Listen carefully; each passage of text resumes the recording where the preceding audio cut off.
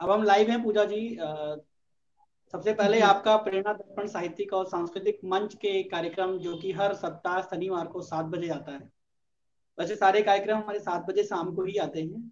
और आज का जो कार्यक्रम होता है वो इनसे मिलिए, मतलब उसमें हम एक ऐसी हस्ती को लेकर के आते हैं हर शनिवार शाम को 7 बजे।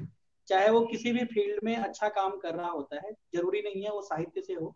वो साहित्य से भी हो सकता है, समाज में अच्छा काम करने वाला हो सकता है, कोई प्रोफेशनल हो सकता है, डॉक्टर्स हो सकता है, इंजीनियर हो सकता है, या कोई सामाजिक सरोकार करने वाला बंदा हो सकता है, शिक्षा के क्षेत्र का हो सकता है। तो उसी क्रम में आज हमारे साथ पूजा जी हैं जो कि साहित्य से भी हैं, संस्कृति भी देखती हैं, और आपने डॉक्टर पेशे से डॉक्टर भी हैं आप। आपके कई सारे जर्नल, बहुत सारे पत्रिकाओं में लेख, कई सारे रिसर्च पेपर प्रकाशित हो चुके हैं जो कि देश के साहित्य और जो चिकित्सा जगत है उसमें काम आ रहे हैं। आपकी अपनी जो संस्था खुद की है, काव्य कार्नर फाउंडेशन, उसमें भी बहुत सारी सांस्कृतिक और साहित्यिक गतिविधियां आप समय समय से संचालित करती रहती हैं। एकलव्यम फाउंडेशन क्रिएशन, एकलव्यम क्रिएशन भी आप भी चलाती हैं। तो इस तरह से बहुत सारी एक्टिविटी जो सोशल और कल्चरल और जो भी अपनी पोएट्री से रिलेटेड है वो सारे काम आप करती रहती हैं। लॉकडाउन के टाइम पे आपने बहुत सारा काम किया है। तो ऐसी ही एक हस्ती पूजा गंगानिया जी आज हमारे बीच में है, हम उनसे ही जानेंगे कि उनके अब तक के कार्य क्या हैं। तो पूजा जी, शुरुआत करते हैं आज के इस कार्यक्रम में आपसे, इनसे मिलिए में। इसका नाम है इनसे मिलिए जेम आई नो, हीरा जिसे मैं जानता हूँ, ऐसा कह सकते हैं। ये डॉक्टर कीर्ति काले जी की शुरुआत है, उन्होंने शुरुआत किया था इस कार्यक्रम का, जिसमें हमने ऐसा न हो कि केवल साहित्य की बात करें, हम साहित्य के साथ साथ समाज में जो और भी लोग हैं उनको भी हम इस कार्यक्रम के माध्यम से आगे ले आते हैं। तो उसी क्रम में साहित्य से तो आप हैं ही, आप हर एक फील्ड में हैं, सांस्कृतिक कार्यक्रम से लेकर के, शिक्षा से लेकर के, और साहित्य और चिकित्सा जगत में भी आप अच्छा काम कर रही हैं। तो आपसे ही जानने का, आपकी काव्य यात्रा के बारे में भी जानेंगे और जो और भी चीजें हैं उसको भी जानेंगे। तो आप थोड़ा सा अपना और परिचय आगे बढ़ाते हुए, जो मुझसे छूट गया हो उसके बाद हम आगे शुरुआत जी, वैसे आपने पहले ही सबसे पहले तो सभी को बहुत प्रणाम करती हूँ और सभी का हार्दिक अभिनंदन व स्वागत करती हूँ। और कीर्ति दीदी का बहुत बहुत शुक्रिया अदा करती हूँ और हरी सर कवि की, उन्होंने मुझे अ, इस कार्यक्रम का हिस्सा बनने का अवसर प्रदान किया। और मैं समझती हूँ हरी सर आपने काफी कुछ पहले ही बता दिया है। फिर भी थोड़ा बहुत जो भी है कि मेरी ट्यूबरक्लोसिस में एक्सपर्टीज रही है। और बिल्कुल। कुछ ऐसी रिसर्चेस जो नोवेल हैं, जो अभी तक हमारे इंडिया में ही नहीं बाहर भी कुछ कंट्रीज में अभी तक नहीं दी गई हैं, ट्यूबरक्लोसिस एंड इनफर्टिलिटी को लेकर, वो मैंने दी हैं। उसके अलावा 3 पुस्तकें माइक्रोबायोलॉजी की, जो कि कई जगह पर एज अ कोर्स भी लगी हुई हैं, जैसे कि एमजीएम यूनिवर्सिटी में मेरी माइक्रोबायोलॉजी की पुस्तक है जो पढ़ाई जाती है। और उसी से छोटे छोटे प्रयास हैं, कुछ 2 काव्य संग्रह भी मेरे आ चुके हैं, कई साझा काव्य संग्रह भी आ चुके हैं। उसके अलावा थोड़ा बहुत जो है वो लेखनी जो हम कर लेते हैं, उसी के चलते बस कुछ एक न्यूज़पेपर्स में मेरा जो है एक रेगुलर कॉलम बने हुए हैं। तो उसी के माध्यम से छोटे मोटे प्रयास और बाकी समाज सेवा का शौक रहा है काफी समय से। तो 3 साल से तो ज्यादा इस चीज में रही हूँ। तो बस सर वही बिल्कुल। कर रही हूँ। जी। बहुत बहुत अच्छी बातें बताई आपने कि आपके कुछ ऐसे जर्नल हैं जो बहुत, आपकी पुस्तकें भी पाठ्यक्रम में आपके हैं कई सारे यूनिवर्सिटीज या कई सारे मेडिकल जी। इंस्टीट्यूट में। ये बड़ी अच्छी बात है। आगे आप और क्या करना चाहती हैं, आगे आपका विजन क्या है, विजन जान लेते हैं फिर आगे हम बढ़ते हैं। जी। आप कम उम्र में अ, बहुत अधिक काम कर रही हैं, आपका हर फील्ड में मैं देख रहा हूँ। और मैं पढ़ भी रहा था आपके बारे में, काफी सारी पढ़ा, काफी सारी देखा मैंने, काफी सारी चीजें हैं उसमें। तो इतनी कम उम्र में इतना विजन, और ऐसा क्या करना चाहती हैं आप इस उम्र में? बहुत टाइम पड़ा है अभी तो, जल्दी बहुत नहीं नहीं है सर, आपको। मैं समझती हूँ कि आज जो ये जीवन है, मैं इस तरह से जीती हूँ कि आज शायद आखिरी दिन है और जो कुछ है वो जी आज ही जी जी। करना है, कल होगा ही नहीं। तो इसी के चलते जो भी है, और ये सोच के जब हम चलते हैं और कि हमें काम, मेरे ख्याल में सर जो एक्चुअल में कुछ करना चाहते हैं लोग, उनके लिए 24 घंटे कम होते हैं। मेरे हिसाब से मेरे लिए 24 घंटे, मैं हर रोज ये कंप्लेन करती हूँ ईश्वर से कि आपने 24 घंटे बहुत कम बनाए।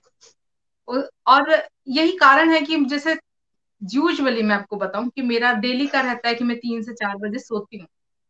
3 बजे, 3-4 बजे सोती हूँ और सुबह मेरा उठना होता है 7 बजे के करीब। तो 3 घंटे की नींद अब इधर ही ऐसा एक करके एक काफी साल हो गए। एक क्वेश्चन है मेरा आपसे ही है, आप डॉक्टर प्रोफेशनल भी हैं, आप डॉक्टर भी हैं, मेडिकल जी प्रोफेशनल भी हैं। ये जो 4 बजे सोने का है, ये सेहत के लिए कितना नुकसानदेह है, ये भी जरा बताएं आप, क्योंकि इससे बिल्कुल। अच्छा आप कोई और नहीं कर सकता है, क्योंकि बहुत सारे लोग इसके देखिए, एडिक्टेड हो गए हैं कि वो 4 बजे 3 बजे सोते एक्चुअली सर अगर मैं एज अ डॉक्टर कहूँ तो ये ठीक नहीं है। कम से कम भी 6 घंटे की नींद रिक्वायरमेंट होती है किसी भी व्यक्ति को। और खैर कुछ एक्सेप्शनल लोग जो होते हैं वो कर लेते हैं, पर कायदे में 6 घंटे सोना चाहिए। मेरी भी गलत बात है, मुझे भी डांट पड़ती है, मतलब हस्बैंड से, परिवार से, सभी से डांट पड़ती है कि तुम सोया करो। बट मैं एक बात और कहूंगी कि मैं, मेरे आदर्श जो है वो डॉक्टर अब्दुल कलाम जी हैं। तो मैं हमेशा से एक बात सोचती हूँ कि उन्होंने कहा है कि सपने वो नहीं हैं जो आप आंखें बंद करने के बाद देखते हैं, सपने वो हैं जो आपको सोने ना दें। तो मुझे वो ऐसा लगता रहता है कि नहीं आज ही है, और आज ये भी कर लूं, वो भी कर लूं, वो भी कर लूं। उसके चलते चलते कि मैं सोचू हाँ अभी टाइम है, अभी 1 घंटे में कर लूंगी, और ऐसा करते करते वो कई बार यूजुअली जो है 6, 3 तो आराम से बज ही जाते हैं। और तो जब आप सपने वो चीजें जो आप सोच रहे होते हैं, जो आप सोच रहे होते हैं, अगर वो नियर अबाउट कुछ कुछ आप कर पाते हैं ना, तो एक मेंटल सेटिस्फेक्शन भी होता है, जिसकी वजह से आपके हैप्पी हॉर्मोन्स रिलीज होते हैं। और जब हैप्पी हॉर्मोन्स रिलीज होते हैं तो अपने आप ही नींद की रिक्वायरमेंट आपको कम लगती है। अच्छा ठीक है, तो ये ये है। आपने अभी सोल्यूशन भी कहा, साथ साथ में आपने सोल्यूशन भी बता दिया, ये अच्छी बात है। एक चीज और जानना हम्म। था, एज ए मेडिकल प्रोफेशनल यही बताइएगा, जैसे आपने बताया जी।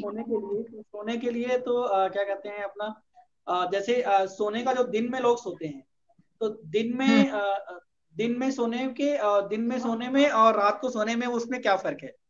जैसे कुछ लोग लेट सोते हैं तो सुबह देर तक जो है सोते हैं, तो उसमें और इसमें क्या, दोनों में क्या फर्क है, इसके बारे में भी बताइए। सर जो एक हमारी डीप स्लीप होती है, वो हमें नींद जो है, दोपहर दोपहर में क्या आता है, आप नैप्स ले सकते हैं। जैसे कि आप पावर नैप भी बहुत लोग बोलते हैं कि बहुत से लोग 5 या 10-15 मिनट सो के भी एक रिक्वायरमेंट फुलफिल हो जाती है उनकी, वो कहते हैं कि हमारी तो फुलफिल हो गई। तो वो एक नैप हो सकता है, दिन में सोना, आराम करना, वो एक एक इम्पोर्टेंस मैं समझती हूँ बच्चों में और ओल्ड एज में ज्यादा इंपॉर्टेंट होता है। बेसिकली जो इम्पोर्टेंट बिल्कुल होती है वो होती है नाइट स्लीप, बिकॉज उसमें आप डीप स्लीप में होते हैं, रैम स्लीप मानी जाती है, बिल्कुल मतलब बिल्कुल। इंपॉर्टेंट स्लीप वो होती है। वो नहीं जो आप दिन में सोते हैं, वो दैट इज नैप, मतलब एक पावर नैप आपने ले ली, वो 15 मिनट में भी हो सकती है, वो 7 मिनट में भी हो सकती है। तो वो एक डिफरेंट है और ये एक बिल्कुल डिफरेंट है, तो रात को सोना बहुत महत्वपूर्ण है, बहुत बहुत महत्वपूर्ण है। ठीक है, अच्छी बात बताया आपने, मतलब जो भी लोग रात में जगते हैं, लेट नाइट जगते हैं, इवन अर्ली मॉर्निंग 4 बजे 5 बजे सोते हैं, वो नुकसानदेह जी स्वास्थ्य बिल्कुल। के लिए। तो आपको ये पता है कि लेट नाइट सोना नुकसानदेह है, उसके बाद भी आप सपनों को पूरा करने के लिए अपनी नींद खराब भी करती है, तो मेरे सेहत के लिए या सपने पूरे करने के लिए सेहतमंद होना भी जरूरी है। पर मुझे ऐसा अपना, मेरी पर्सनल एक्सपीरियंसेस है सर इस समय, मतलब मैं समझती हूँ मैंने अपनी जितनी लाइफ देखी है, या जितनी मैं अब तक जो भी 30-35 के बीच की हूँ, तो मुझे, मैंने जैसी लाइफ देखी है, मुझे ये आभास होता है कि अगर मैं कभी चीजें सहज रही नहीं, कभी भी नहीं रही सहज, तो आप हम्म। हमेशा एक प्रवाह के विपरीत जब बहते हैं तो आपको बहुत सारी चीजें अपनी लाइफ से एक्सपीरियंसेस के साथ भी आप करते हैं। तो शायद कहीं ना कहीं वो बिल्कुल एक फैक्टर्स हैं। बहुत संघर्षपूर्ण मेरी जिंदगी रही है, तो वो संघर्ष ही है जो अब जो है इस तरह का एक बन गया है, मतलब लाइफ स्टाइल बन गया है। और बिल्कुल। आप अडेप्टेशन जिसे कहते हैं कि अब मैं अडॉप्ट हो चुकी हूँ इस चीज में, इस पूरे परिवेश में मुझे अब कुछ अजीब नहीं लगता। मुझे लगता है कि जो मैं कर रही हूँ शायद ठीक है। तो बॉडी की अपनी रिक्वायरमेंट्स हैं, आई डू एग्री, और मैं हमेशा सबसे भी कहती हूँ कि भाई सोया करो। और ऑल्दो अपने ऊपर कितना एप्लीकेबल है, क्यों, क्योंकि मैंने शुरू से ऐसी जिंदगी देखी है, बहुत डिफिकल्ट लाइफ रही है, तो जैसा भी है, मैं हमेशा कहती हूँ सबसे कि मैं शायद चूजन हूँ। भगवान कुछ कुछ लोगों को चूज करता है कि भाई बिल्कुल तुम्हारी परीक्षाएं दूसरों से ज्यादा होंगी, तो हम्म। वो हर रोज कुछ नया बताता है और हम रोज कुछ नया करते हैं। बहुत अच्छी बात है। ये कहाँ से प्रेरणा मिली आपको कि मैं एक पोएटिक ग्रुप भी चलाना है और एक ये भी चलाना है, लोगों को जोड़ के भी रखना है, साहित्य में जोड़ करके आगे लोगों को बढ़ना है, मतलब काफी काम करना है। आप तो एक मेडिकल प्रोफेशनल थी, ये इधर कहाँ से, हम्म। कब से झुकाव पोएट्री की तरफ या सोशल कॉज की तरफ, कब से आपका झुकाव हुआ? जी, मैं बताना चाहूंगी कि मैं मेडिकल कॉलेज में एज अ प्रोफेसर मैं काम कर रही थी कुछ साल पहले तक। और रिसर्च में काफी रही हूँ, जैसे कि मैंने पहले भी बताया मेरी रिसर्चेज रही हैं अच्छी वाली ट्यूबरक्लोसिस के फील्ड में। हम्म। और उसी के चलते मैं 2017 में एम्स में मेरा जो है चयन भी हुआ था for the post of scientist. हमने कुछ उन्होंने कुछ 23 लोग को सिलेक्ट किया था, जिसकी पूरी सूची जो है गूगल पे अभी भी है। तो उस 23-24 ऑल ओवर इंडिया से जो थे और एम्स में ट्यूबरक्लोसिस के डिपार्टमेंट में, तो वहां पर भी मेरा सिलेक्शन हुआ, पर कुछ किन्हीं कारणों की वजह से, क्योंकि उस वक्त मैं एक्सपेक्ट कर रही थी, मेरी बिटियां होने वाली थी, तो वो उन्होंने नॉर्म्स में नहीं था कि वो मुझे उसमें ले। उसके बाद जैसे जैसे चीजें बढ़ती गई, मेडिकल में भी मेरा जो है एक अच्छा वाला जिसे कहते हैं कि मुझे बहुत इंटरेस्ट भी रहा, और शायद 13-14 साल मेडिकल को देने के बाद पिछले साल तक भी ये था कि हाँ नहीं मुझे मेडिकल में ही रहना है। और उसी के चलते हम्म। मेरी जॉब भी लग गई थी दूसरी जगह पर। मैं कहूँ फॉरेन कंट्री में मेरी जॉब लग गई थी, तो जिसका कॉन्ट्रैक्ट भी मैंने साइन कर दिया था। पर हम्म। हालात जो है लाइफ बहुत अनप्रिडिक्टेबल होती है कहीं ना कहीं सर। बिल्कुल। हमारा बेटा जो है लास्ट ईयर की बात है कि आई लॉस्ट माय सन। और जब पुत्र नहीं रहा, तो ये हुआ कि तुरंत उसके बाद कहीं मुझे हार्ट की प्रॉब्लम्स होनी शुरू हुई। अच्छा। बेसिकली मेरा हार्ट बीट का पेस नहीं बना था, तो मुझे पेस मेकर के लिए उस वक्त बोला गया, और मेरी हार्ट के काफी सारे इश्यूज जो हैं वो बढ़ गए।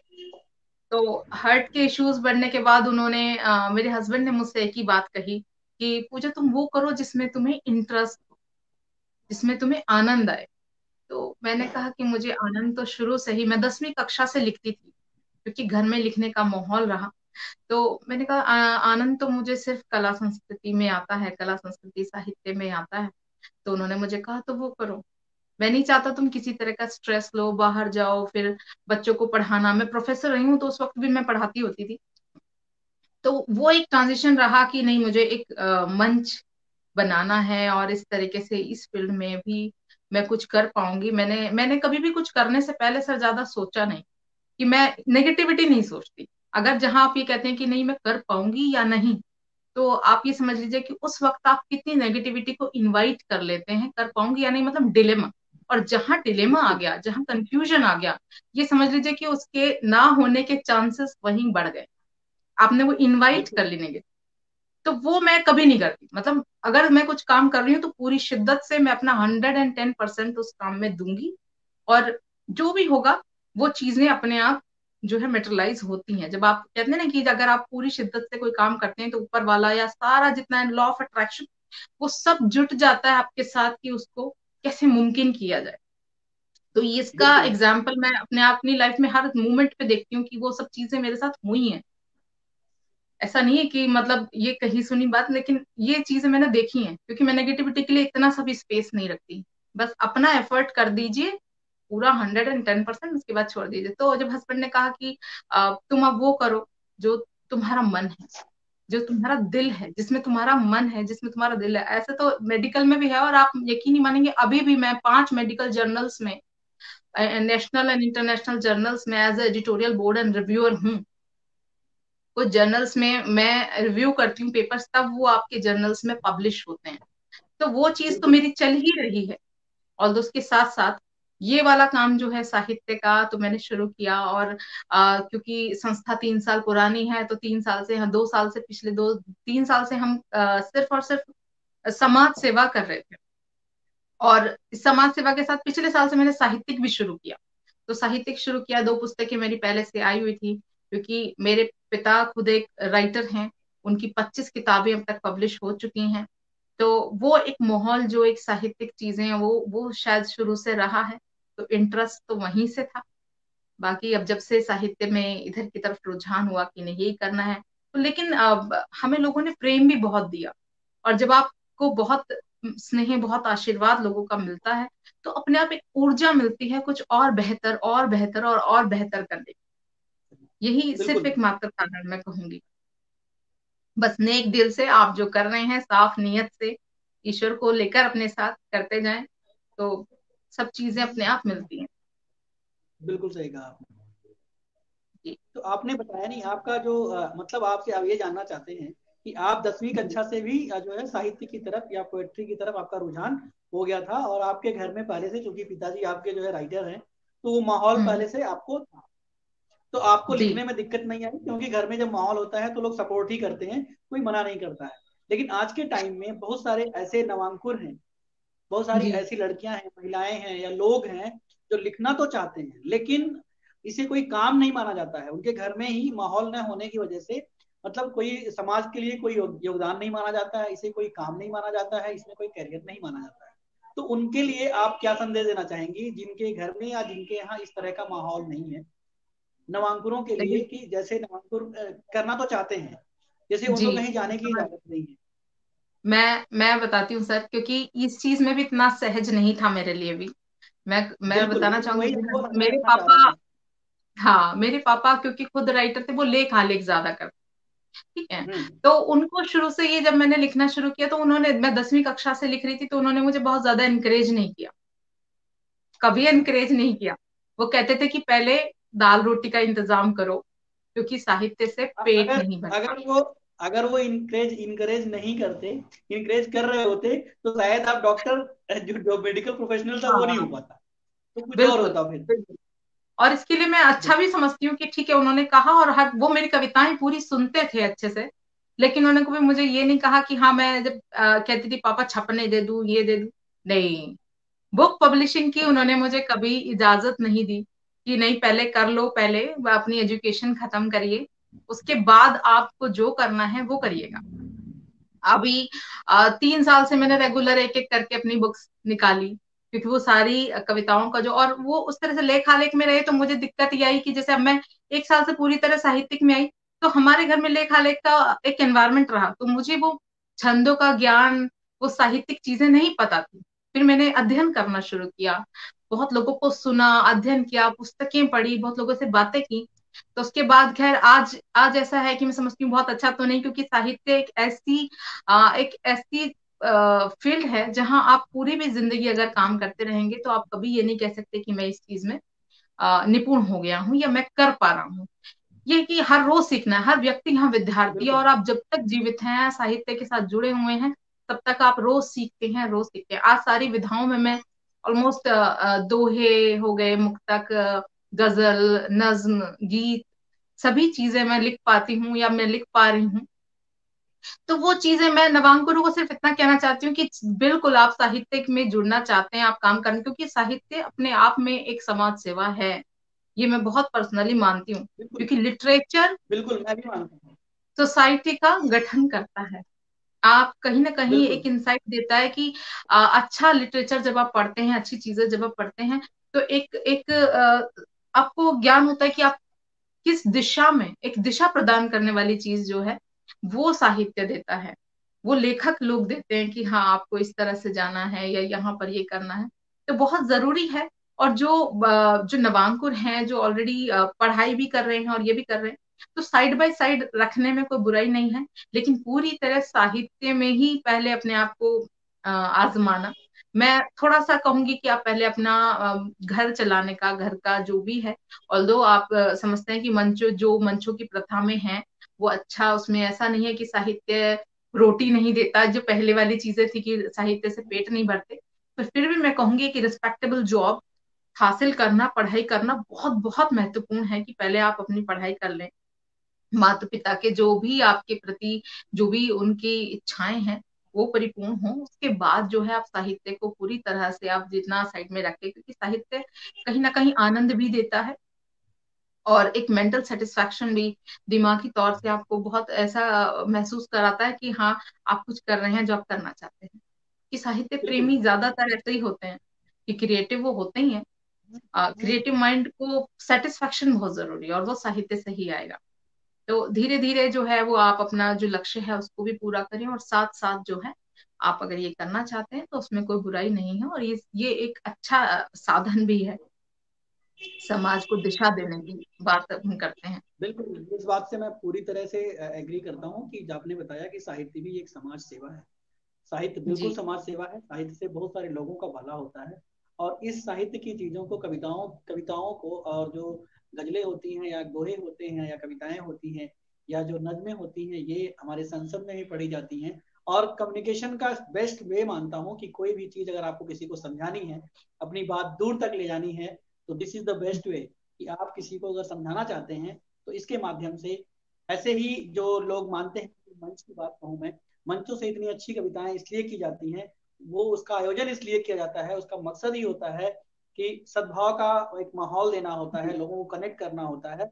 और जो बात होती है सच में, जो पॉजिटिविटी वाली बात होती है, वो लोगों तक पहुंचाने का एक बड़ा माध्यम है। तो इसको आप मानती हैं, ये अच्छी बात है। और इसे समाज सेवा के रूप में आप लेती हैं, तो बिल्कुल मेरा भी यही मानना है। और इसीलिए मैं भी इस कार्य में लगा रहता हूँ, दिन रात लगा रहता हूँ, जितना समय हमारे पास होता है, हमारे मंच के पास होता है। बहुत अच्छी बात है। बिल्कुल। हमने तो कर लिया, आप जान ली आपका कहाँ से शुरू किया था, आपके प्रोफेशन के बारे में जाना, आपके काम को जाना, आपके विचार जाने साहित्य को लेकर के, नामांकनों के लिए क्या सोचती हैं आप। ये अच्छी बात है। अब हम बात करेंगे आपकी कविता की, आपके दोहों की, आपके मुक्तक की। तो हम पहले आपकी कोई एक अच्छी कविता जो आप अक्सर पसंद करती हो, जो आपको पसंद हो, वो आप बताएं, वो हम दर्शकों को सुनवाते हैं, फिर हम आगे की बात करें, जो आपको पसंद सबसे अभी हम कविताओं की बात कर रहे हैं, तो सबसे पहले मैं अपने परिचय का मुक्तक आपके सामने रखना चाहूंगी, तो हो। बिल्कुल। इजाजत। हम्म। मोहब्बत स्वागत है। और हिम्मत से, मोहब्बत और हिम्मत से नफस में आस रखती हूँ, मोहब्बत और हिम्मत से नफस में आस रखती हूँ, बिछड़ जाऊं न मिट्टी से कफस में पास रखती हूँ, बिछड़ जाऊं न मिट्टी से कफस में पास रखती हूँ। मैं पंछी हूँ, मुझे अपने परों पर नाज बेशक है, मैं पंछी हूँ, मुझे अपने परों पर नाज बेशक है, अहम मुझको न छू पाए, अहम मुझको न छू पाए, यही प्रयास रखती हूँ, अहम मुझको न छू पाए, यही प्रयास रखती हूँ, मोहब्बत और हिम्मत से नफस में आस रखती हूँ। बहुत बढ़िया, बहुत बढ़िया। ये आपने अपने बहुत परिचय का मुक्तक पढ़ा। बिल्कुल, जी। अब आप अपनी कोई कविता सुनाइए। और परिचय के मुक्तक के बाद में एक दो आइए आपके सामने रखती हाँ, हूँ। बिल्कुल देखिए, बिल्कुल बिल्कुल। आज जिनकी वजह से, जिनकी बदौलत मैं आप सभी के रूबरू हूँ, उनके लिए एक एक माहिया रखती हूँ, और कुछ माहिया आपके सामने रखती हूँ। देखिएगा बिल्कुल। कि माँ की परछाई हूँ, माँ की परछाई हूँ, जो वो सावन है, जो वो सावन है, तो मैं पुरवाई हूँ, जो वो सावन है, तो मैं पुरवाई हूँ। बाबा तू छाया है, बाबा तू छाया है, तुझ में जीवन का, तुझ में जीवन का आधार समाया है, तुझ में जीवन का आधार समाया है। तो ये कुछ माहिए थे। बिल्कुल। और जैसे कि आपने कहा कि कोई एक कविता जो मैं बहुत मानती हूँ कि मैं, तो मैं यही बात रखती हूँ कि हम कविताएं जो लिखते हैं, मेरी एक मुक्त कविता है। देखिएगा कि कविता बिल्कुल। करने का पीछे क्या क्या रीजन हो सकते हैं, वो मैं आपको बताती हूँ।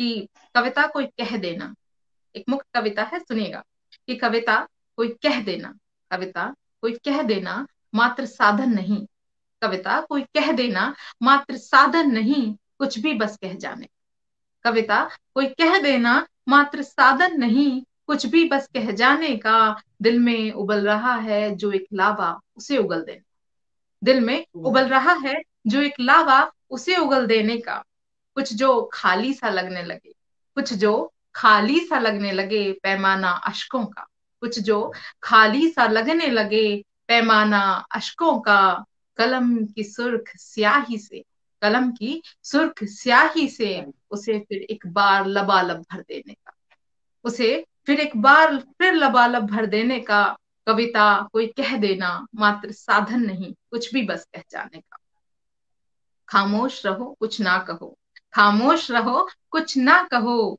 चीखे भी हो सकती हैं, खामोश रहो कुछ ना कहो, चीखे भी हो सकती हैं, मौन रहे अंतर मन की, खामोश रहो कुछ ना कहो, चीखे भी हो सकती हैं, मौन रहे अंतर मन की, शायद जरिया हो कोई कुछ कर जाने का, कविता कोई कह देना मात्र साधन नहीं, कुछ भी बस कह जाने का, ऐसे ही ना उलझो, ऐसे ही ना उलझो, जाने क्या समेटे बैठा, ऐसे ही ना उलझो, जाने क्या समेटे बैठा हो, किस्सा नहीं ये, किस्सा नहीं ये, कुछ शब्दों में बिखर जाने, किस्सा नहीं ये, कुछ शब्दों में बिखर जाने का, कविता कोई कह देना मात्र साधन नहीं, कुछ भी बस कह जाने का। और आखिरी पंक्तियां इसकी हैं कि अंदाजा भी शायद मुश्किल ही हो तुम्हें, अंदाजा भी शायद मुश्किल ही हो तुम्हें, उस गहराई का, अक्सर चरागों को अक्सर तिल तिल कर जलना ही पड़ता है, चरागों को अक्सर तिल तिल कर जलना ही पड़ता है, तब जाके कहीं ढेठ निकलता है अंधियारों का, तब जाकर कहीं ढेठ निकलता है अंधियारों का, कविता कोई कह देना मात्र साधन नहीं, कुछ भी बस कह, कुछ भी बस कह। बहुत खूब पूजा जी, बहुत आपने अपनी शुक्रिया। कविता पे और अपने जो परिचय में आपने मुक्तक पढ़ा उससे माहिए पढ़े आपने, वो बहुत ही खूबसूरत हैं। आप जिस तरह से आप जो है काम करती हैं, वो किसी भी फील्ड में हो वो बेहतर करती हैं, ये सबसे बड़ी अच्छी बात है। आपने बताया कि आप दिल से करती हैं तो आपको एक बताया कि हार्मोन्स पैदा होता है और पॉजिटिविटी आती है तो और काम कर पाते हो, तो नींद की जी रिक्वायरमेंट जो होती है ज्यादा होती नहीं है, वो पूरी हो जाती है। तो ये उनके लिए है जो रात में जगते हैं। वहां भी आपने एक पॉजिटिव बात ही बताई कि आप एक उनको मौका दे रही हैं, कहीं ना कहीं उनको एक है कि ठीक है हम रात को जग करके भी ये काम कर सकते हैं। कहीं ना कहीं संभावनाएं वो भी तलाश रहे होंगे लोग कि ये अच्छी बात है, उनको थोड़ा सा अच्छा लगा होगा कि आप वहां भी पॉजिटिविटी रख रही है, ये अच्छी बात है। ठीक है पूजा जी, अब हम आगे बढ़ते हैं। आप थोड़ा सा अपनी संस्था के बारे में भी लोगों को जानकारी दें, जो आप काव्य कार्नर बिल्कुल। फाउंडेशन के माध्यम से कर रही हैं, उसके बारे में भी लोगों को बताएं। जी बिल्कुल। काव्य कॉर्नर फाउंडेशन जो है एक संस्था है जो नेशनल ट्रस्ट है, रजिस्टर्ड है, और 3 साल से लगातार कला संस्कृति साहित्य के लिए काम कर रही है, समाज सेवा भी उसका एक वर्टिकल है, और बीच बीच में गोष्ठियां, और मैं कहूँ कि इस पूरे उसमें हमारे साथ तकरीबन तकरीबन 6,000 राइटर्स इस वक्त जुड़ चुके हैं, बोथ नेशनली एंड इंटरनेशनली। और मैं कहूँ कि काव्य कॉर्नर फाउंडेशन अभी प्रांतों में अलग अलग प्रोविंसेस में हमने उसको शुरू किया, और इस तरह से तकरीबन 12 से 13 हमारे व्हाट्सएप ग्रुप हैं, जो काव्य कॉर्नर फाउंडेशन हरियाणा, काव्य कॉर्नर फाउंडेशन राजस्थान, काव्य कॉर्नर फाउंडेशन दिल्ली, काव्य कॉर्नर फाउंडेशन, इस तरह से 12-20 स्टेट्स में है। काव्य कॉर्नर फाउंडेशन की एक मौजूदगी है, वहां पर लोग हमारे साथ जुड़े हुए हैं और बहुत सारा प्रेम हमें दे रहे हैं निरंतर, बहुत सारे कार्यक्रमों के साथ। अभी हम अलवर राजस्थान भी होकर आए हैं, वहां पे भी हमें बहुत स्नेह दिया।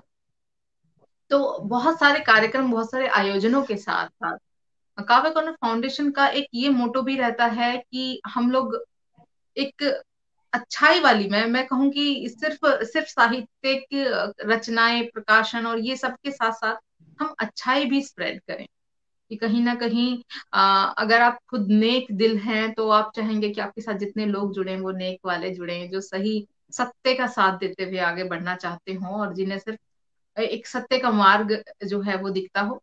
तो ऐसे जब आप ऐसे लोगों के साथ काम करने लगते हैं तो मैं समझती हूँ वही लॉ ऑफ अट्रैक्शन सर, कि सारे उसी तरह के लोग भी अट्रैक्ट होते हैं। जैसे कि कीर्ति दीदी हमें मिली अभी, और हमने अभी हाल ही में मैंने उनके सामने प्रस्ताव रखा कि हमारा जो एकलव्यम क्रिएशन है उसकी वेबसाइट बहुत जल्दी से आने वाली है, तो दीदी उसकी ब्रांड एम्बेसडर होने का जो प्रस्ताव है वो स्वीकार करें। तो दीदी ने खैर वो प्रस्ताव हमारा स्वीकार किया, और बहुत जल्दी हम अनाउंस भी करेंगे एक अच्छे बड़े आयोजन के साथ कि कीर्ति दीदी हमारे साथ एज अ ब्रांड एम्बेसडर हमारे साथ जुड़े।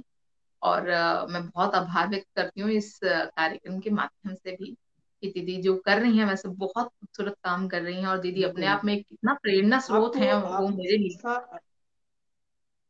जी।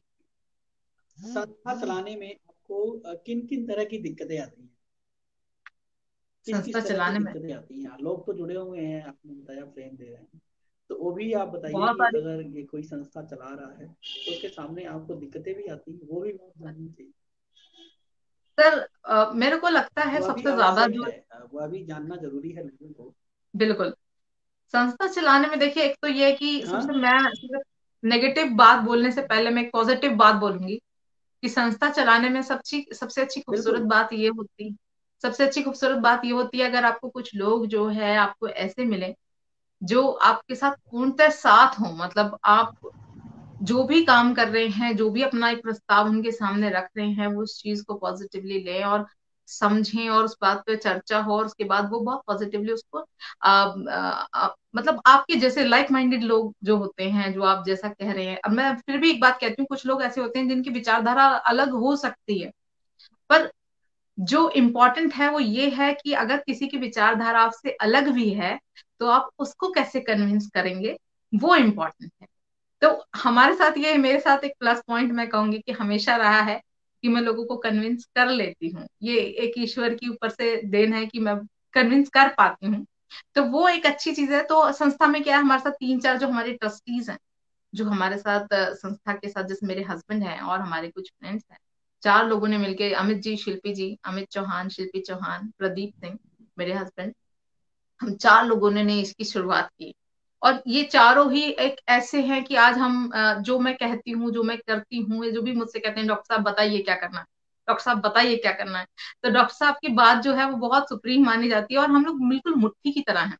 और मैं ऐसे ही कहूंगी कि अलग अलग स्टेट्स की अगर हम टीम की बात करें तो सर हमारे पास इस वक्त 30 से ज्यादा लोगों की टीम है। अब वो 30 लोग जो हैं, वो जो शिद्दत है वो हम संस्था के लिए तो है ही, और मेरे लिए अलग से भी है कि जब मैं एक नेक काम कर रही हूँ, एक नेक नियत से खड़ी हूँ, तो सभी मेरा साथ देने के लिए हमेशा तैयार रहते हैं। संस्था में सबसे ज्यादा इंपॉर्टेंट ये है कि जब आप कोई संस्था चला रहे होते हैं और आपको पता है कि आप अभी उन्हें कोई मोमेंट्री या मेटेरियलिस्टिक फायदा नहीं मिल रहा है, बट दूसरी चीज क्या है जो उनको बांध सकती है, वो है प्रेम, स्नेह।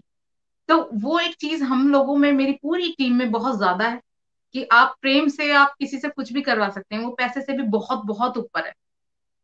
तो कहाँ पे किसको अप्रिशिएट करना है, कोई व्यक्ति अगर बहुत अच्छा कार्य कर रहा है तो उसको थोड़ा सा अप्रिशिएशन, मोटिवेट करना है, उसको अप्रिशिएट करना है, वो बहुत जरूरी है। ज्यादातर क्या होता है कि जब हम किसी संस्था में होते हैं, कोई व्यक्ति अपना पूरा मन से काम कर रहा है, उसको उस तरीके से अगर अप्रिशिएशन नहीं महसूस होता तो उसका थोड़ा मोरल डाउन होने लगता है। तो इम्पोर्टेंट ये है कि जितने भी लोग आपसे जुड़े रहें उनका मोरल कभी भी डाउन ना हो, उनको अपना तो महसूस होना चाहिए। जो कि मेरी टीम में मुझे लगता है कि हमारे कावा कॉर्नर फाउंडेशन में सभी लोग इतने ज्यादा इमोशनली एक दूसरे से जुड़े हुए हैं, इतने ज्यादा कि हम कुछ भी, किसी को थोड़ी भी प्रॉब्लम होती है तुरंत से हमारे यहाँ से फोन जाता है, क्या बात हो गई, कैसे, किसी कोई तबीयत खराब है, कुछ है, हर एक प्रत्येक प्रत्येक व्यक्ति का जब आप ध्यान रखते हैं, और कब उसको मोटिवेट करना है, कब उसको आपका अप्रिशिएशन चाहिए, कहाँ थोड़ा हल्का पड़ रहा है, कहाँ पर थोड़ी सी आपको एक प्लॉटिंग करनी है कि नहीं भाई थोड़ा कम जा रहा है, थोड़ा करो, थोड़ी मेहनत करनी पड़ेगी यहाँ पर, तो वो चीजें करवानी अपने आप में, मतलब वो आप किसी को प्रेम से, आप स्नेह से ही कर सकते हैं। तो वो भरपूर है बिल्कुल। हमारे यहाँ, मैं समझती हूँ कि क्योंकि कोई भी ऐसी चीज नहीं बनी सर, अगर आप ऑफिस भी जाते हैं वहां पर भी मोटिवेशन रहता है कि आप, you are getting paid for it, आपको पैसे मिल रहे हैं, तो मोटिवेशन है, लेकिन फिर भी सम्मान सर्वोपरि सबके लिए होता है। तो हमारी संस्था में क्या सम्मान, प्रेम, आशीर्वाद, सब चीज मिल मिला के जो है सभी लोग इतने ज्यादा अपनत्व से एक दूसरे के साथ जुड़े हुए हैं कि हमें कभी लगता ही नहीं कि हम सब लोग अलग अलग हैं। सब एक मुट्ठी की तरह हैं, और मुट्ठी की तरह मुट्ठी को तोड़ पाना आसान नहीं होता। तो वो है सबसे बड़ा फैक्टर जो मुझे लगता है। बहुत अच्छी बात बताई आपने पूजा जी। आप संस्था चला रही हैं, आपको अगर ऐसा लगता है कि ये चैलेंजिंग नहीं है तो ये बड़ी अच्छी बात है। एक लीडर का ये गुण होता है कि सबको साथ में लेके चले। कब उसको मोटिवेशन की जरूरत है, कब उसे पुशअप करना है, कब उसको फोन करना है, उसके उसकी चीजों का कब कब ख्याल रखना है। अगर आपने ये कर लिया तो आप संस्था चला ले जाएंगे, और वो सारे गुण आपके अंदर विद्यमान है। साथ साथ आपके अंदर आप सोशल हैं, आप डॉक्टर हैं, तो आपके पास सारे गुण हैं। बिल्कुल, बहुत अच्छी बात बताई आपने कि संस्था के बारे में बताया आपने। संस्था का बेसिक उद्देश्य क्या है?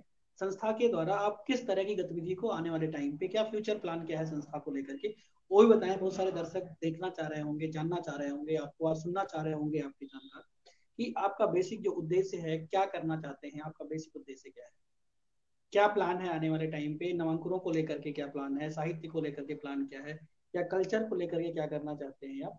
और सबसे बड़ी बात जो मैं कहता हूँ कि जो अक्सर मेरे सामने भी आता है, आपके सामने भी आता होगा, या जो भी चलाता है उसके सामने ये चीज आती ही आती है। हम्म। नामांकुर और एक जो है ख्याति लब्ध और एक हाँ। मध्यम जो बीच में होते हैं, चाहे जो साहित्यिक जी। उनकी बात, जी। उनके बीच में तालमेल बिठाना बहुत बड़ा काम होता है। अगर वो कर लेता है तो संस्था चला लेता है। तो उनके लेकर के उनको लेकर के आपके मन में किस तरह के विचार आते हैं, या क्या सोच रखती हैं आप, उसे भी आप विस्तार से बताएं। देखिए सर, मैं एक बात कहना चाहूंगी, क्योंकि आप भी संस्था से जुड़े हुए हैं, मैं भी संस्था एक चला रही हूँ।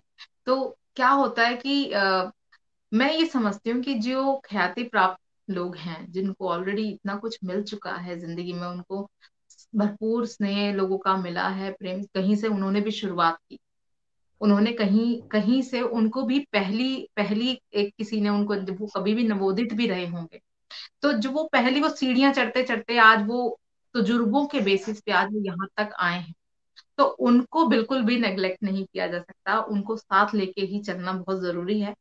और दूसरी तरफ ये है कि अब जब जैसे हमारे पेज पे इतने सारे कवि सम्मेलन रहते हैं, हम कोशिश करते हैं कि दो बहुत सीनियर लोग हों, एक या दो बहुत सीनियर जिनकी अध्यक्षता रहे, जो बाद में आपको फोन करके ये भी बताएं या अलग से बताएं कि आपने यहाँ पर ये बहर गलत पकड़ी, आपने यहाँ ये गलती की, आपको इस तरह से इस छंद को ऐसे पढ़ना चाहिए था, वो बता सके। दूसरी चीज ये कि जो नवोदित कवि हैं, उनको भी महसूस हो कि हाँ सच में, लोग कहते हैं मंच आप बहुत देखेंगे, बहुत मंच हैं, हमारे इर्द गिर्द इतने मंच हैं, लेकिन कितने लोग नवोदित कवियों को लेके चल रहे हैं। आप यकीन मानिए, हमारे हमारे काव्य कॉर्नर फाउंडेशन से हमने देखा कि हमने कुछ बिल्कुल जिनकी पहली शुरुआत ही काव्य कॉर्नर फाउंडेशन से हुई, और आज शायद कोई भी पटल बाकी नहीं बचा होगा जहां पे उन्होंने काव्य पाठ नहीं कर लिया इस लॉकडाउन में। और उसके बाद से अब उनको वैसे जो ऑफलाइन कवि सम्मेलन है वो भी मिल रहे हैं, जिनकी शुरुआत उन्होंने मुझसे खुद आके बोला कि दीदी, हमें कोई मौका नहीं देना चाहता, क्योंकि सबको अपनी अपनी सबका मंच वालों को अपनी प्रेस्टीज प्यारी है कि कहीं कुछ गड़बड़ कर दिया, ऑनलाइन में भी गड़बड़ हो गया कुछ। तो पहली बार हम लोगों ने वो एक चांस, एक आप रिस्क टेकिंग जब आप कहते हैं, जब आप सर बिजनेस करने भी जाते हैं कहीं, रिस्क टेकिंग सबसे इंपॉर्टेंट फैक्टर होता है।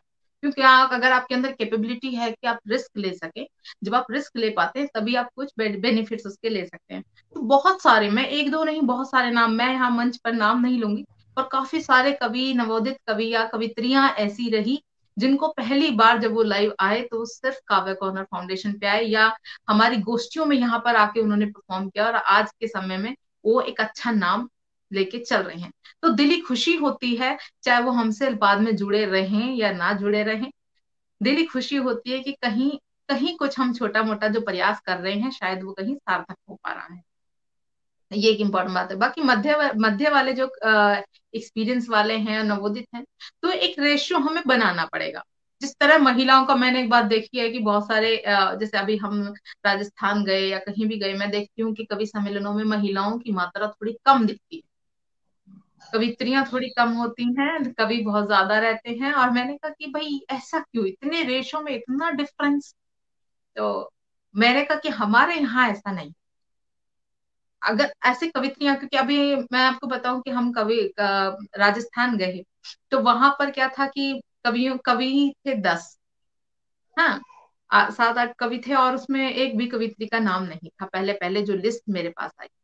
तो मुझे बहुत दुख लगा वो सोचकर कि भाई ऐसे कैसे, मतलब इतने सारे कवियों में क्या एक भी कवित्री नहीं है? तो उन्होंने कहा कि ऐसा कोई कवित्रियां बहुत ज्यादा यहाँ है नहीं।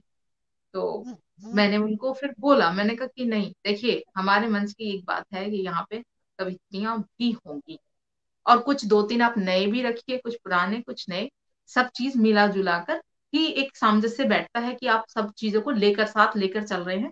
जब हम कहते हैं हम मंच देते हैं नवोदित को, तो हम मंच देते हैं नवोदित को, ऐसा नहीं है।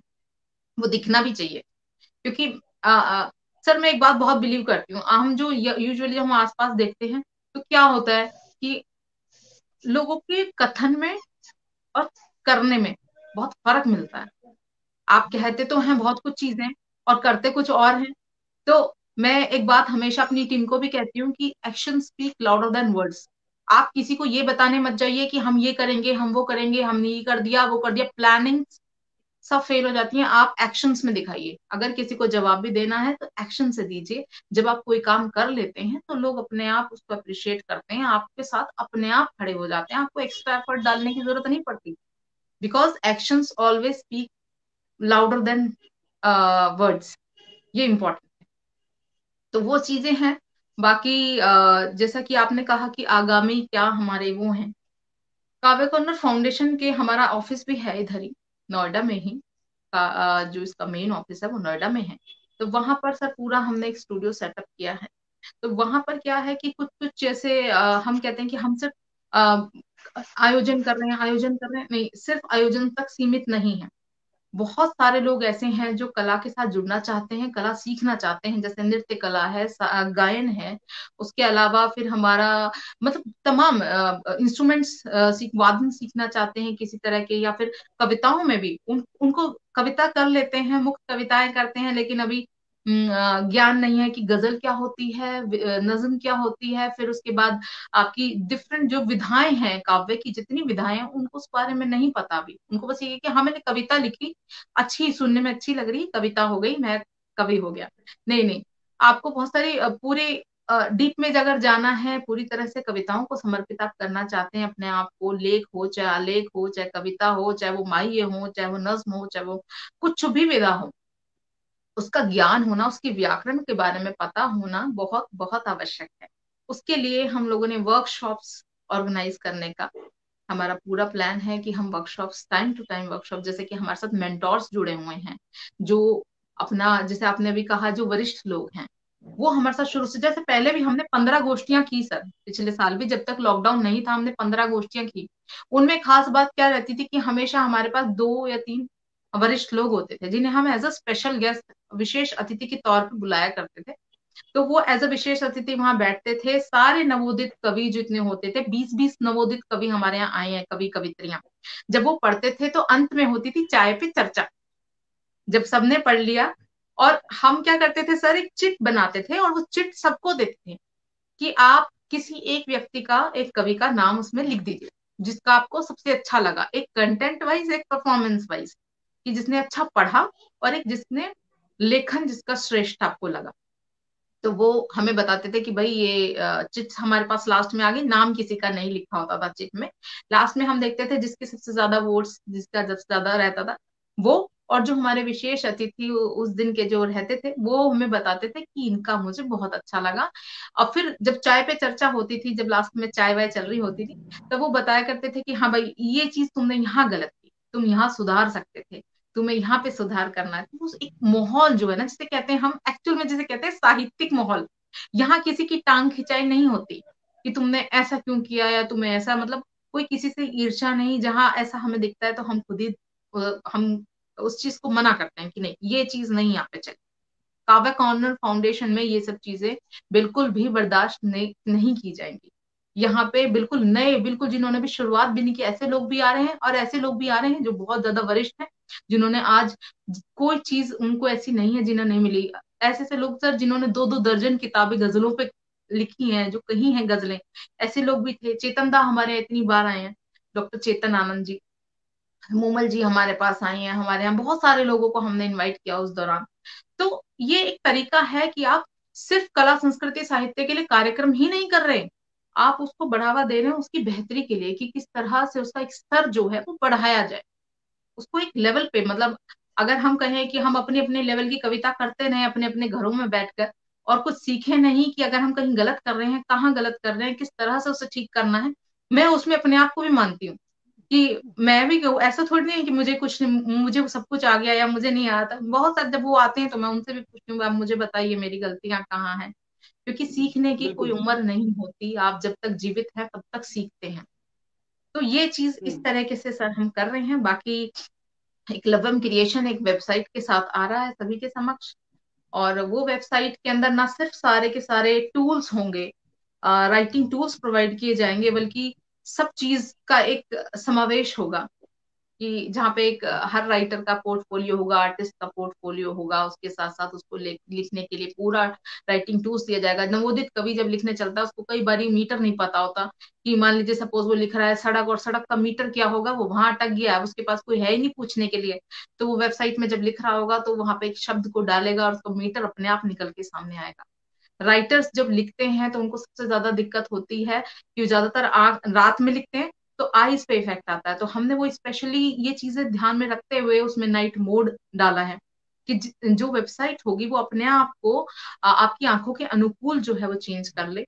दूसरा कि जब हम पढ़ते हैं, कोई चीज पढ़ रहे होते हैं तो अनुमन किताबों में भी होता है कि हम भूल जाते हैं कि अरे हम कहाँ थे, तो वो चीज नहीं होगी, उसमें फोकस मोड डाला हुआ है, बहुत सारे एल्गोरिदम्स, क्योंकि हमारी टीम जो है उसमें ज्यादातर लोग जो है, देखिए मेरे हस्बैंड खुद आईआईटी खड़गपुर, आईआईटी रुड़की से हैं, हमारे साथ जो अमित चौहान जी हैं वो एमसीए हैं, आईटी प्रोफेशनल हैं, 15-20 साल से वो आईटी फील्ड में काम कर रहे हैं, तो ज्यादातर टेक्निकल फील्ड के लोग हमारे साथ जुड़े हुए हैं सभी लोग। तो उस तरीके से जो है, इस तरीके से हमने उसको प्लान किया है। तो बहुत सारी चीजें उसमें रहेंगी। फिर उसके अलावा मैं आपको बताऊं कि काव्य कॉर्नर फाउंडेशन जो समाज सेवा भी करता है, अरे सर आपने देखा होगा कि हमारे यहाँ ऐसा परिवेश चल पड़ा है कि जहाँ एक केला दो केला आपने कहीं किसी की मदद की, बच्चे को खाना खिलाया, तो 4 लोगों के साथ बैठ के फोटो खिंचवा रहे होते हैं। हमने आज तक, हमने इस लॉकडाउन में 30-30 कंबल एक बारी में बांटे हैं, ऐसे कि एक बारी में गए 30-30 40 कंबल बांट दिए। रात को जाते हैं हम लोग ज्यादातर, क्योंकि हमें इस तरह के लोग तभी मिले कि भाई रात में गए, दिन में गए, हमें लगा कि हमें पूरे कार्टन कार्टन, हम लोगों से कहते हैं कि भाई जो अच्छा ओढ़ पैर रहे हैं लोग, हम उनसे कहते हैं कि आपके अगर खराब हाई सोसाइटी के लोगों का ये होता है कि अरे मेरा मन उतर गया, आपका मन उतर गया, आप अपने कपड़े धोकर प्रेस करके हमें दे दीजिए, हम कार्टन में रखते हैं, हम सड़कों पर जाते हैं, लोगों को देते हैं। उनके लिए कितना मैटर करता है, उनके लिए वो बहुत बहुत बहुत मायने रखता है। तो वो सब चीजें हमने की हैं इस पूरे लॉकडाउन में सर। हमने बीच बीच में जाके मास्क बांटे हैं पूरे एहतियात के साथ, तो इस तरह के काम। लेकिन आज तक मेरे पिता हमेशा एक बात कहते हैं कि बेटा जब आप नेकी सीधे हाथ से कर रहे होते हो तो उल्टे हाथ को पता न चले। तो आप कभी भी देखेंगे हमारे पेज पे या कहीं पे भी हमारी वो फोटोज, आज तक किसी तरह की कोई फोटो ना देखी जाएगी ना देखी गई है। क्यों? क्योंकि हमें जरूरत नहीं है, ऊपर वाला देख रहा है हमें, उससे ज्यादा क्या हमारा मन का सेटिस्फेक्शन है, हम कर रहे हैं कुछ चीजें। अभी हमारे स्कूल का भी हम लोग कुछ प्लान कर रहे हैं कि ऐसे बच्चे, जैसे मेरे घर के पास में देखती हूँ कि फूल बेचने वाली लेडीज बैठी रहती हैं, और नीचे जब वो बैठी रहती है उनके एक एक लेडी के साथ 4-4 बच्चे बैठे हुए हैं जो स्कूल नहीं जाते, बहुत छोटे छोटे बच्चे हैं जो स्कूल नहीं जाते, जो कुछ नहीं करते। तो पहले तो पहली बात तो उनको एजुकेट करना कि भाई आप अगर जिम्मेदारी नहीं ले सकते तो हमारे देश में आबादी का वैसे ही कुछ और ही मंजर है, आप उसको थोड़ा सा मेडिकली हम उसको समझाएं कि इस तरह से चीजें नहीं हो। उसके बाद अगर आप अब जो चीज है दुनिया में उसके लिए हम क्या कर सकते हैं, जो चीज गलत हो रही है, देखिए सॉल्यूशन, प्रॉब्लम तो है हमें पता है, लेकिन जब तक उसका सॉल्यूशन नहीं उसका फायदा क्या। तो वो सॉल्यूशन बिल्कुल। ये है कि हम आगे आए, हम उनके लिए कोई छोटा एक ऐसा सेंटर बनाने की सोच रहे हैं जहां वो सारे बच्चे एटलीस्ट 2-3 घंटे के लिए आए, उन्हें कुछ सीखने को मिले, उन्हें कुछ सोचने को मिले कि हाँ हमें क्या करना है, किस तरह से। तो वो सब चीजें, अब हमने कुछ कोलैबोरेशन हमने स्कूल्स में भी किए हैं, कुछ स्कूल से हमने बात की है, बल्कि मैं आपको झूठ नहीं बोलूं तो आज ही मैं एक स्कूल से भी मिलकर आई हूँ जिन्होंने मुझे संतावना दी है कि पूजा जी आप जिन बच्चों को कहोगे उनमें से कुछ बच्चों को हम रख सकते हैं। ताकि उनको भी वो शिक्षा का अधिकार मिल सके। हम हमारे रूल्स बहुत बने हुए हैं सर, नियम बहुत बने हुए हैं, पर कितने लागू होते हैं बिल्कुल ये हमारे ऊपर बात है ना, कि हम कितना देख पा रहे हैं, हम कितना कर पा रहे हैं। गवर्नमेंट हर एक गली नुक्कड़ तक नहीं जाएगी। अगर प्रत्येक व्यक्ति जो इस समाज में रह रहा है, जो सोसाइटी में रह रहा है, अगर वो अपनी प्रतिबद्धता समझे, अपनी जिम्मेदारी समझे, तो यकीनन जो है देश प्रगति पे होगा। पर समझे तब। बिल्कुल जी। बिल्कुल पूजा जी, आपने बहुत सारी बात बताई, आपकी बहुत सारी योजनाएं जानने को मिली, आप किस तरह का विचार रखती हैं, चाहे वो नामांकनों के लिए हो, राइटर्स के लिए हो। आपने वेबसाइट की बात बताई कि आप एक ऐसी वेबसाइट भी लेके आके आ रहे हैं, एकलव्यम क्रिएशन के नाम से ऐसी वेबसाइट लॉन्च करने जा रही हैं जिसमें उनको बहुत सारी सुविधाएं मिलेंगी, राइटिंग टूल्स मिलेंगे। ये बहुत अच्छी बात है, क्योंकि अभी टेक्नोलॉजी का जमाना है, लोग जो है उस पर फोकस कर रहे हैं, बुक्स कोई नहीं पढ़ रहा है। तो आजकल जो डिजिटल मीडिया का जमाना है, तो आपको उसके हिसाब से चलना पड़ेगा। बहुत अच्छी सोच है, बहुत अच्छी बात बताई आपने, टीम के लिए बताया आपने, काफी कुछ कर रही हैं, इतने कम समय में इतना सारा काम कर लिया है, आपके विजन भी क्लियर है, आगे क्या करना है। अभी तक आपको ऐसा कुछ लगा है कि इस उम्र में हम के लिए जरूरी था, ऐसा कुछ रहता है अभी? अभी मैं तो जो मेरे को आगे जाएंगे आवाज वो तो थोड़ी जाएगा कम ही, हो लेकिन गई है तब सर, मैं एक आपको बारी अभी ऐसा नहीं लगा कि अभी वापस कुछ से रह गया ज्वाइन पिछले में, करती हूँ, हमें कुछ। ताकि 1 सेकंड के अंदर अंदर मैं वापस से ज्वाइन करती हूँ इसी हाँ लिंक को।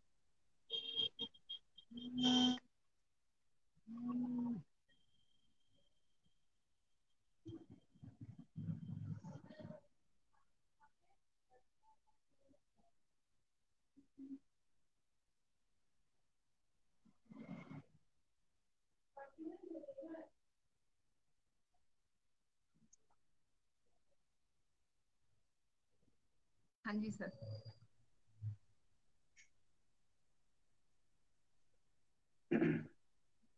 जी जी।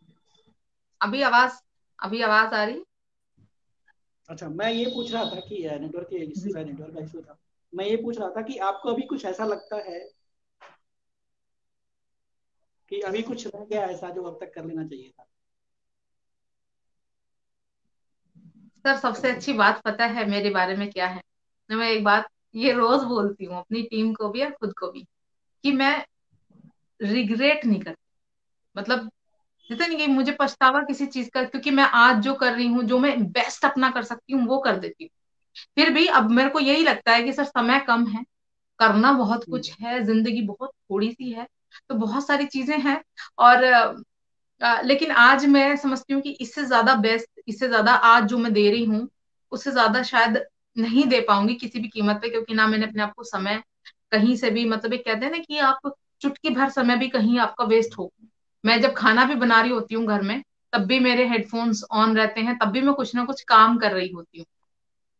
तो ये है कि जितना भी मैं समझती हूँ कि बहुत कुछ है ऐसा जो करना है, बट रिग्रेट्स नहीं है लाइफ में, पछतावा नहीं है कि मुझे मेरे को ये करना था और मैं नहीं कर पाई, या मुझे मैं ऐसा कर सकती थी।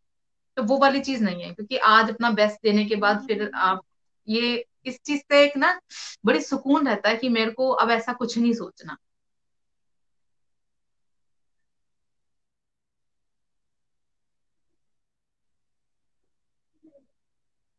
जी, बहुत अच्छी बात बताई आपने। अभी हम कार्यक्रम के अंतिम पड़ाव में हैं। अब मैं ये चाहता हूँ कि आप कुछ और अपनी रचनाएं सुनाएं, इसके बाद हम जो है इस कार्यक्रम से विदा लेंगे, समय हो रहा है हमारा। तो कुछ बिल्कुल रचनाएं बिल्कुल। आप सुनाएं, आपके बारे में बहुत कुछ जाना हमने, आपके विजन जाने, क्या क्या काम कर रही हैं वो जाना हमने। तो आपकी कुछ और रचनाएं हो जाए, फिर इस कार्यक्रम में हम विदा लेंगे। चलिए मैं कुछ दोहे रखती हूँ, जीवन मूल्यों पर आधारित कुछ दोहे आपके समक्ष रखती हूँ। बिल्कुल बिल्कुल। देखिएगा कि जीवन से मिलती रही जब जब भी फटकार, मन में आया ये सदा, क्या सीखा इस बार, क्या सीखा इस बार, नव सृजन करने चली मैं जितनी भी बार, पीड़ा से मुक्ति मिली मन के मिटे विकार, मन के मिटे विकार, हौले हौले खोलिए मन के सारे भेद, चलते चलते ना रहे दिल में कोई खेद,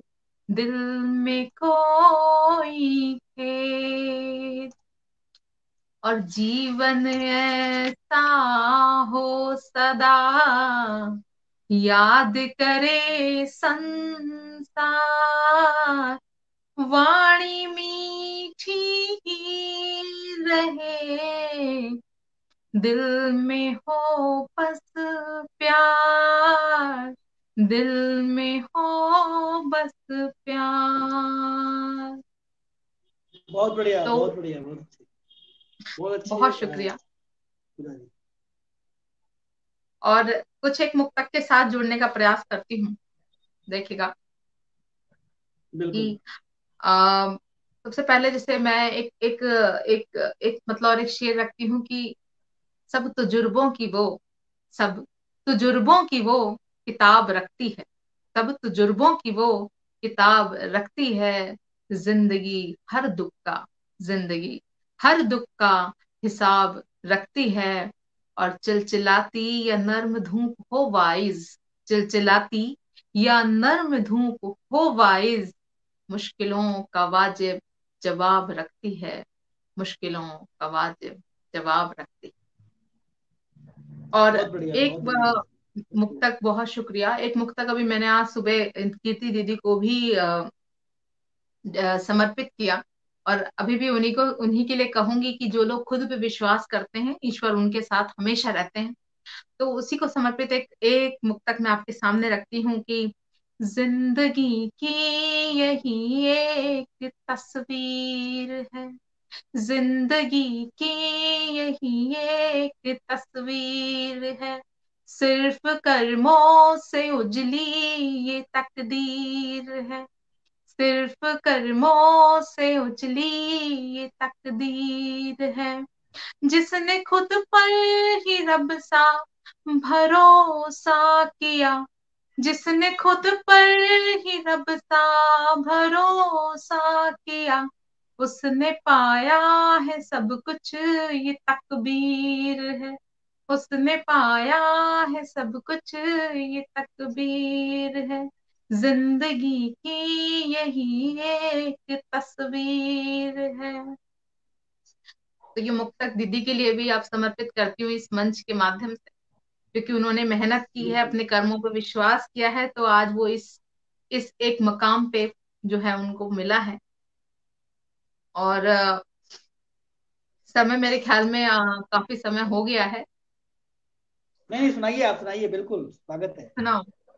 ठीक है, तो एक दो प्रेम के मुक्तक आपके सामने रखती हूँ, देखिएगा बिल्कुल। कि मोहब्बत की कहानी को नया आयाम मिल जाए, मोहब्बत की कहानी को नया आयाम मिल जाए, लिखा किस्मत की रेखा में तुम्हारा नाम मिल जाए, लिखा किस्मत की रेखा में तुम्हारा नाम मिल जाए, विरह के अश्क बन मोती भिगोते रात भर तकिया, विरह के अश्क बन मोती भिगोते रात भर तकिया, तुम्हारे प्रेम का शायद, तुम्हारे प्रेम का शायद कभी पैगाम मिल जाए, तुम्हारे प्रेम का शायद कभी पैगाम मिल जाए, लिखा किस्मत की रेखा में तुम्हारा नाम मिल जाए। बहुत और बढ़िया।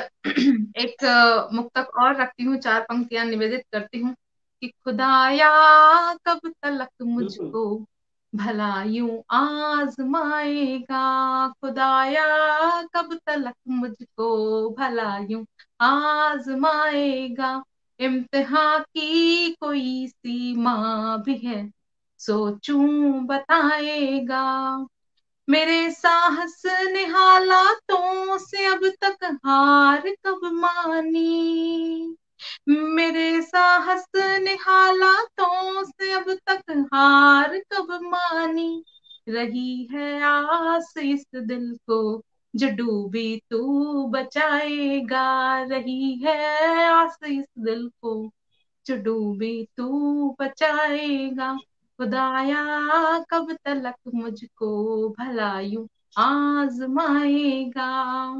तो रोज रोज नए इम्तिहान जो हैं जिंदगी में चलते रहते हैं, तो ये बिल्कुल। मुक्तक उसके लिए था। मैं हमेशा से कहती हूँ मैं ऊपर वाले की सबसे फेवरेट स्टूडेंट हूँ, इसीलिए। और बहुत। जी पूजा जी और बोलिए कुछ अगर। अच्छा, हाँ बिल्कुल बिल्कुल बोलिए। चलिए एक मैं समझती हूँ कि एक जाते जाते हम लोग शहीदों के लिए मैं कुछ पढ़ दूं, वो अच्छा रहेगा। कि एक मुक्तक शहीदों बिल्कुल। के नाम रखती हूँ कि शहीदों के करम से है वतन रोशन कहानी है, शहीदों के करम से है वतन रोशन कहानी है, शहादत दी है प्राणों की कभी सौंपी जवानी है, शहादत दी है प्राणों की कभी सौंपी जवानी है, डटे रहते ये सीमा पर वतन की आन की खातिर, डटे रहते ये सीमा पर वतन की आन की खातिर, नमन ऐसे समर्पण को मेरा आंखों में पानी है, नमन ऐसे समर्पण को मेरा आंखों में पानी है, शहीदों के कर्म से है वतन रोशन कहानी है। तो ये बहुत एक बढ़िया बहुत शहीदों के नाम। खूब। बिल्कुल। बहुत खूब कुतुब भाई, आपसे हमने आज हर तरह के मुक्तक सुने, प्रेम पे सुना, आपने अपने परिचय में मुक्तक सुना, कीर्ति जी के ऊपर सुनाया मुक्तक आपने, आपने अपने सामाजिक कार्यों की बात बताई, रिसर्च पेपर के बारे में बताया, काव्य कैरियर फाउंडेशन के आने वाले जो प्रोग्राम्स हैं जो आपने प्लानिंग कर रखी है उसके बारे में लोगों को बताया। ये बहुत अच्छी बात है, इतने कम उम्र में आप इतना सारा काम कर रही हैं। उसके बाद बताया आपने कि आपको खुद एक प्रॉब्लम है और आपने जीवन में अब तक के जीवन में संघर्ष भी किया है, अपनी नींदों को भी आप खराब करती हैं जिससे कि एक अच्छा आउटपुट समाज के लिए आ सके, चाहे वो सोशल हो, चाहे वो कल्चरल हो, चाहे वो कला और साहित्य के लिए हो। तो कहीं ना कहीं किसी ना किसी को त्याग करना पड़ता है, ये बिल्कुल सच है। और वो त्याग आप में दिखता है, आपने बताया कि सबसे बड़ी बात होती है समय। आप कोई पैसा भी लगा सकता है, कोई दूसरे से काम भी करवा सकता है, लेकिन जो सबसे बड़ी बात होती है वो ईमानदारी से समय। जो समय देना होता है, वो बहुत बड़ा काम होता है जो आप कर रही हैं और एक सच्चे मन से कर रही हैं, जिसका लाभ किसी ना किसी रूप में सोसाइटी में होता ही होता है। इसको बिल्कुल भी इग्नोर नहीं किया जा सकता है। तो बहुत बहुत शुभकामनाएं आपको, आप इसी तरह से कार्य करते रहिए और आपके लाइक माइंडेड और आप जैसे लोग आपकी संस्था से जुड़ते रहेंगे और एक अच्छा काम करते रहेंगे। आप करते रहिए, बहुत बहुत शुभकामनाएं आपको। बहुत बहुत शुक्रिया सर, और आपकी शुभकामनाएं साथ हैं, आप लोगों का स्नेहाशीष साथ में है। तो निसंदेह की जो सोच, आप कहते हैं ना कि जब आप मैं तो अकेले ही चलाता और कारवां बनता गया, तो कहीं ना कहीं जब आप जैसे सरीखे लोग और दीदी जैसे सरीखे लोग जब साथ में मिलते हैं और बिल्कुल। ये चीजें इस तरह से मैं करते हैं। तो बिल्कुल इस बात के सपोर्ट में रहता हूँ कि जहाँ पे भी अच्छा कार्य हो रहा हो, कि कोई भी संस्था अच्छा कार्य कर रही हो, तो सबको एक जैसे लोगों को मिल करके उस संस्था के कार्यों को आगे सराहा जाना चाहिए। आप कुछ ना करें, कोई सहयोग ना करें, सिर्फ और सिर्फ अगर अच्छे कार्य करने वाले लोगों को और अच्छे कार्यों को सराहना ही मिलती रहे तो बहुत बड़ा सहयोग होता है। मैं तो इतना ही चाहिए होता है। अगर आप जैसे लोग जितने भी काम कर रहे हैं, कोई भी काम कर रहा है, अगर उनको सिर्फ और सिर्फ सराहना है मिलती रहे तो उसको आगे बढ़ने से कोई रोक नहीं सकता है। और बाकी हर तरह के लोग होते हैं जो आपको सहयोग भी करते हैं, कुछ बिल्कुल। लोग होते हैं जो आपको बिल्कुल सामने आपके नहीं आते हैं, पीछे से सहयोग करते हैं, बहुत तरह के लोग होते हैं। एक संस्था जब चलती है तो बहुत सारे लोगों को उसमें मेहनत लगता है, बहुत सारे लोगों का दिमाग लगता है, बहुत क्रिएशन लगता है, सोच लगती है, टाइम लगता है, पैसा लगता है। तो वो आप बखूबी समझती होंगी, या जो संस्था चलाता है उसे अच्छी तरह पता है कि वो कैसे करता है। और एक खूबसूरत माहौल जब पैदा होता है, ऐसा नहीं कि वो कार्यक्रमों के दौरान ही पैदा होता है, एक संस्था चलती है हम्म। तो वो एक परिवार की तरह हो जाती है। उनको जोड़कर रखना ये बहुत बड़ा काम होता है, सभी को जोड़ करके रखना। ये आप अच्छी तरह समझती होंगी। अगर आप संस्था और व्हाट्सएप ग्रुप और लोगों से जोड़ के अलग अलग प्रदेश में भी रखती हैं, वो समस्याएं आपके सामने भी आती हैं, हमारे सामने भी आती हैं। बिल्कुल तो सर। अब जोड़ आप के देखिए समझाओ। कि काव्य कॉर्नर में हमने अब तक इस पूरे टाइम में कम से कम 1500 से ऊपर रचनाएं, वो एक पोस्टर फॉर्म में, जिसे हम कहते हैं कि बैनर जैसा बनाकर फोटो के साथ हम पब्लिश करते हैं, तो हमारे पेज पे 1500 से ऊपर रचनाएं पब्लिश हो चुकी हैं। घर से लोग हमें जो वीडियो बनाकर देते हैं, वो भी हमारे 100 से ऊपर हमने वीडियो वो भी एडिट करके वो पब्लिश किए हैं यूट्यूब पर भी। जो भी उनकी रचनाएं हमें प्राप्त हो रही हैं, जिस तरह से भी, जिस माध्यम से, चाहे वो वीडियो के माध्यम से, और ये देखिए हमें बहुत ज्यादा कहना नहीं पड़ता, हमारे रचनाएं हमें खुद ही मिलती रहती हैं, इतने सारे वीडियो, इतनी सारी रचनाएं। और कवि सम्मेलन, अब देखिए जश्न जुनू का हमने स्थापना दिवस का कार्यक्रम जो किया था, उसी में 120 के 130 कवियों ने सिर्फ शुभकामना प्रेषण लाइव आकर हमारे पेज पे किया। तो वो अपने आप में हमें अपने आप में एक ऊर्जा देता है कि इतने लोग जब हमें बैठे हैं, हमें प्यार करते हैं, हमें इतना स्नेह देते हैं, हमारे साथ जुड़े हुए हैं, तो वो ऊर्जा बढ़ा देता है बहुत ज्यादा। और वही एक यही कारण चीज है है कि कि बिल्कुल पूजा जी, आपने जो बताया, अब तक हमने भी लॉकडाउन में लगभग 3,000 लोगों ने प्रेरणा दर्पण मंच से काव्य बिल्कुल पाठ किया है।